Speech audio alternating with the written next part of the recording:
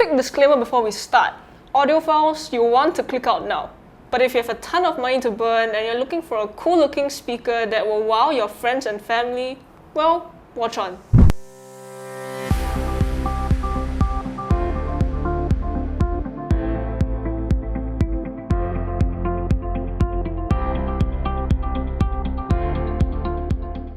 Hey guys, we have with us today the transparent speaker. Before we get into the review, don't forget to hit that subscribe button and turn on notifications so you don't miss out on upcoming videos. It's cool, it really is. It's basically made of glass panels that's enclosed in an aluminium frame, and it's actually super heavy. I had a pretty difficult time lugging this to the studio today because it weighs around 11 kilograms, which is, pretty heavy. It's not quite as heavy as a pair of floor-standing speakers, but for something that's designed to be sitting on a table, your bedside table or a counter, it's actually pretty heavy. But that also means that it's relatively stable, which is good. Now, the reason that I said audiophiles should stop watching is because if you know anything about speakers, you know that speakers are generally made with wood for reasons, right? Acoustics, sound vibrations, and all that. So when you throw glass into the mix, it's not the most ideal material to construct a speaker out of. There's no dampening material in this either because, which you can see. So the thing is, if you're looking for sound quality, you might want to look away right now. If you're looking for a statement piece for your living room or whatever though, you're in luck because to me, these look bloody cool. Put it in your living room, invite over your friends and family, and I guarantee some, if not all of them, will marvel over this. The unboxing experience is actually also pretty cool. The company even gives you a pair of white gloves so that you don't, get smudges and stuff on the speaker. And this was sent to me pre-assembled, thank God, because I don't think I would have been able to get everything set up properly. On the front, you can see the two mid-range drivers, the woofer, as well as a small panel on the bottom left with knobs for volume control, bass and treble, as well as a switch for turning the speaker on or off. There's a small light under the volume control knob that indicates if the speaker is on or not. On the back, you get a panel that has line in and out ports, a port for power, a USB-A port that powers the Bluetooth module that can be plugged into the line-in port, and a switch that flips between stereo, left or right. If you have one speaker, leave it on stereo. If you have too much money and decide to buy two speakers, you can flip one to L and one to R and pair the speakers either with a cable or through their true wireless pairing. Inside, you get a Class D amplifier, a DSP, and the two 3-inch mid-range drivers as well as the 6.5-inch woofer. Okay, let's talk about sound quality. As I mentioned before, these look great. But the choice of materials used does compromise the sound, although I personally felt that it didn't actually sound as bad as a lot of audiophiles would think that it would. The bass is relatively controlled, but I did find myself missing a bit of that low-end rumble.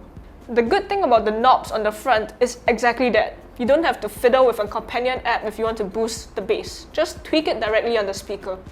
I typically left it at around the 12 o'clock mark because I found the bass got a bit too boomy and muddy when turning the knob too far to the right. Mids and treble are just okay. The separation and clarity in the upper registers isn't quite as good as I would have liked, but overall it's still a better experience than I expected at the start. There's an okay amount of instrument separation in the mids, and thanks to the treble knob at the front, you can again easily adjust the sound to pull out vocals and the treble a bit more if necessary. The speakers do get decently loud, but do take note that the volume on your source device as well as the speaker volume is independent, so I personally recommend actually turning the volume on your source device or phone all the way to the max and then kind of adjusting it through the volume knob over there. For games though, it's generally possible. You do get a decent amount of bass even when leaving the knob turned to around the 12 o'clock mark, although I did prefer to turn the bass knob just a touch more to around 3/4 of the way to get, more immersive explosions and such. Open world games like Ghost of Tsushima or games with a lot of dialogue do fine on these, with pretty clear voices. Alright, I know some of you will ask me, well, how does the speaker actually sound? So here's a bit of a sample track for you guys to listen to.